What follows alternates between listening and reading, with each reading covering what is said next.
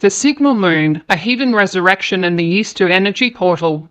Be prepared. Something rare is happening, and it's already in motion. This weekend, the universe has shifted in a way that breaks the usual rules, and most people haven't even noticed. What we're walking through isn't just another Easter Sunday. It's a cosmic event camouflaged in tradition. And the key, it lies in the moon. You've probably never been told this, but Easter doesn't have a fixed date. It moves each year, not because of random tradition, but because of the moon. Specifically, it's calculated based on the first full moon following the spring equinox. This seemingly small detail changes everything, because this year, Easter arrives not with the full moon, but in its aftermath. A pink full moon passed just before, an unusually rare event, and that's what determined today's Easter date. It's not coincidence, it's cause and effect.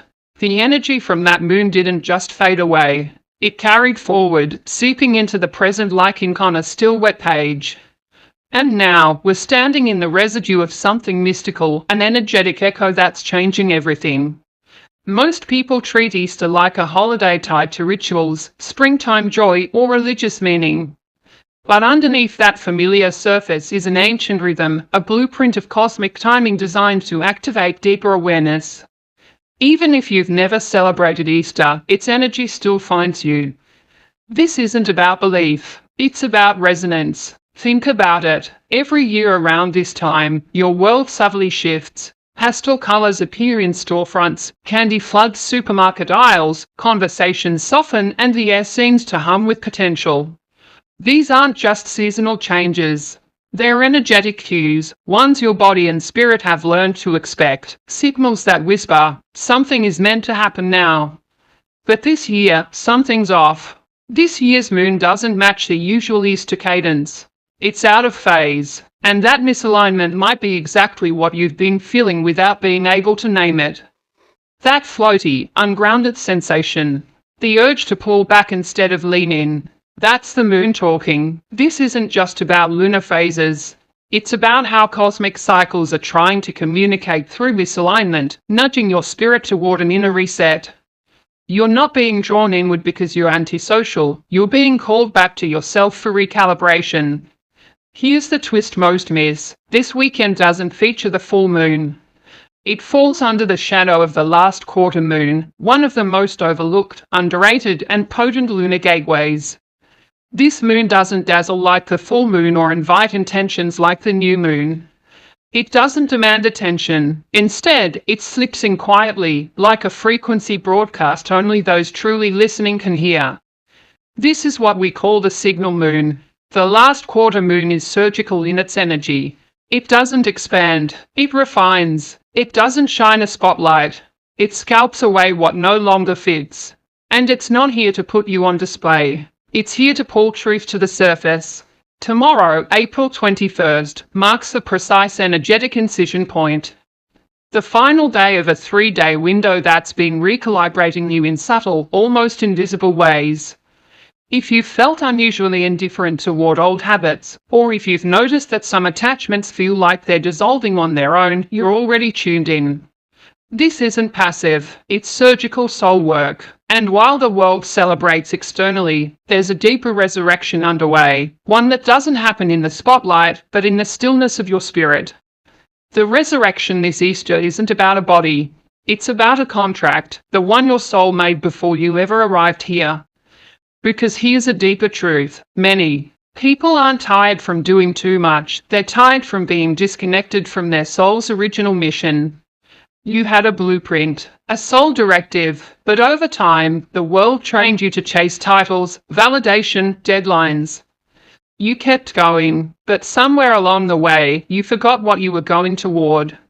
And now there's a quiet ache in the background, one that doesn't stem from exhaustion, but from misalignment. That's what this Easter moon is really pressing on. This isn't just a resurrection of self. It's a resurrection of clarity, a realignment with the part of you that remembered why you came here in the first place. The part that knew what you were meant to awaken. The moon isn't shining in full brightness because it's not here to illuminate the world. It's here to illuminate you. And it's doing it in the most unexpected way, by pulling you inward, not outward. You're not being drawn back into yourself to hide. You're being drawn back to remember. Now, let's talk about something seemingly unrelated, but deeply symbolic: Easter egg hunts. Most people think of them as a playful tradition, a child's game. But spiritually, this act holds an ancient truth you are meant to seek. The eggs. They represent hidden truths, aspects of yourself buried beneath the noise. Talents you shelved, dreams you delayed, conversations you avoided, habits you've normalized that actually drain your life force. This tradition wasn't designed to entertain, it was designed to activate. You're not meant to sit and wait for your life to unfold. You're meant to look, especially when it's inconvenient. Especially when what you're looking for is invisible to everyone else. Because it's in the search that you begin to transform. This weekend, those buried pieces, the forgotten fragments of your path, start to glow. Not in obvious ways, but in strange flickers, a thought that won't leave you alone, a conversation that hits a nerve, a moment of silence that feels like a message. These are the eggs, these are the signals. But here's the real magic: the reward isn't what you find. It's who you become through the search. The act of looking teaches your spirit to tune in, to care, to reconnect with what matters. That's the switch. That's what resets your path. Not a bolt of lightning from the sky, but a decision to remember yourself. Have you felt the signal? Not everyone will. Not because they can't, but because their minds are too loud to hear it. The signal doesn't shout. It comes in the pause between thoughts, in the way time suddenly slows for no reason. It comes in a flicker behind your ribs, that pull towards something you can't name yet. And once you feel it, don't rush to explain it. This moon doesn't come to offer logic. It comes to speak to the ancient part of you, the part that already knows. The part that's been waiting for you to stop waiting. Because that's the real message. You're not here to wait for a sign. You are here to become one. This isn't about chasing light in the sky. It's about recognizing that the light you've been waiting for is already coded into you. This moon doesn't lead, it activates. It doesn't shine on your path. It draws the path from within. While others are still hoping for breakthroughs, for messages, for miracles, something deeper is unfolding quietly but permanently. This moon is a whisper in your spirit saying, you already know. Maybe you've always known. Maybe you've been waiting for permission, for a green light, for a louder sign. But the moon is saying, no more waiting. Because this light, it's not something you follow.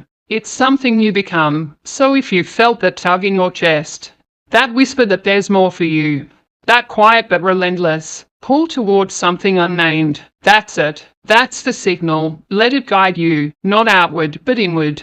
Not toward more hustle, but toward higher clarity. Not toward who you think you should be, but toward the one you already are. This moon didn't rise to change the world. It rose to remind you, you are always meant to rise.